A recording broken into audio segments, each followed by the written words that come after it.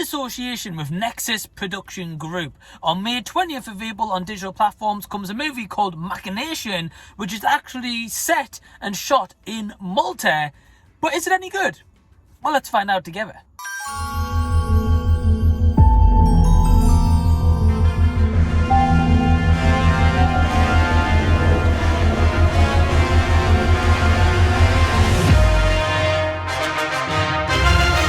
Hey everyone, what's going on? It's Mike from Did You See That? And thank you for taking your own time out to check out this movie review. If you're brand new, all I ask is to press that red subscribe button so I can see you again next time. And I've also just got to give a big thank you to the awesome guys over at October Coast for giving me an early screening to this movie, but also to my buddy Dave from Interpreting the Stars, who has also reviewed this movie, but also told me a little bit more about Machination before I actually checked it out. And I'm just going to get straight into this. This movie is awesome. I loved Machination, and I thought it was brilliant because at the helm of this is Steffi Thake, who is actually a Maltese actress.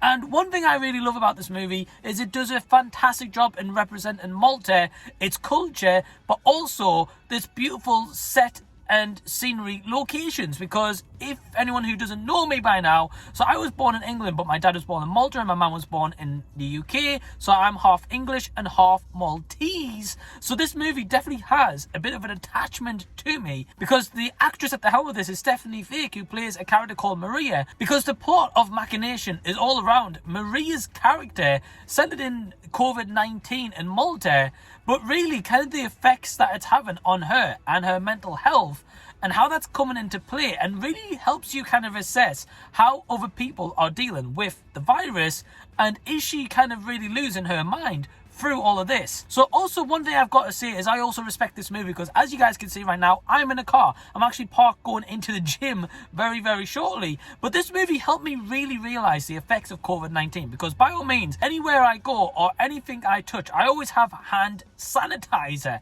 Yeah, I'm a bit, I guess, OCD about that. And of course, I wear a mask most places where I go if I can, but I have had an operation on my nose, so that's a different story. But either way, regardless, this movie really helped me kind of understand how some people have really coped throughout this pandemic / are still coping through that. Whether it is the extreme scenarios with Maria, every time she comes in, she takes her clothes off immediately, she disinfects every single item of clothing, her hands, her body, and no matter how much she cleans, she feels like she isn't clean enough. And I thought that was really interesting, because you know, I think like the mandatory rule is kind of like to wash your hands for 20 seconds at this moment in time, as it should be anyway, to kill the germs, of course. But she kind of goes way past that, and kind of just the evaluation of how she deals with the pandemic is so fascinating to watch. I loved every minute of this 1 hour and 2 minute movie. Now, I will say it's more of like an hour movie, because of like 2 minutes being like the opening titles and like a bit of the credits towards the end. So an hour overall, and this movie did not slow down whatsoever. But there's also some kind of like subliminal messaging in here, and some hidden messaging that really you've got to pay attention to in the movie, because there's some things that happen here that kind of play more towards the ending, which I personally did not see coming, and I was very pleasantly surprised. There was a way I was thinking, right, it's going to end in this way, but kind of the metaphor use as well in this movie really comes to helm and play towards the end, and what they managed to achieve on such a low budget. One thing I thought was also really cool as well is that this is set in Malta and shot in Malta, and I recognise some of the locations as well shot in here, so I really love that and appreciate it. And again, Steffi Thake's performance is utterly fantastic. One of the best I've seen in 2022, and especially given that this is a low budget,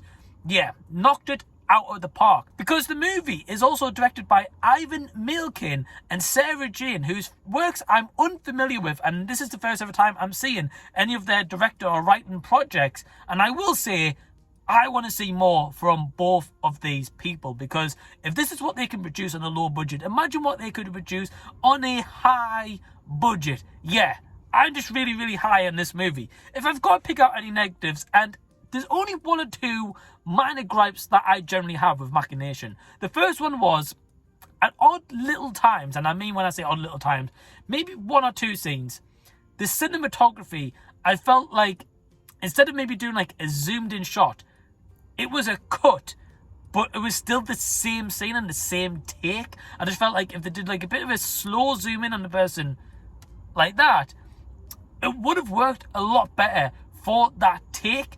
And yeah, I guess like the odd little take, it didn't really bother me as much, but it's just something I noticed.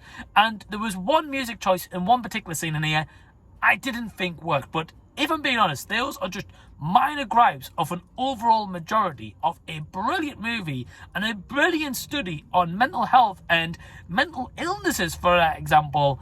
And I think it was executed in such a way that I hope that this movie gets more recognition, because it deserves more recognition. So my overall score for Machination is... So have you seen this movie? Are you going to be checking it out on digital when it's released on May 20th? Well, any and all comments, please let me know down below. In the meantime, please give this video a big thumbs up and also subscribe to the channel if you already haven't. And until the next time that I see you, I'll be seeing you later.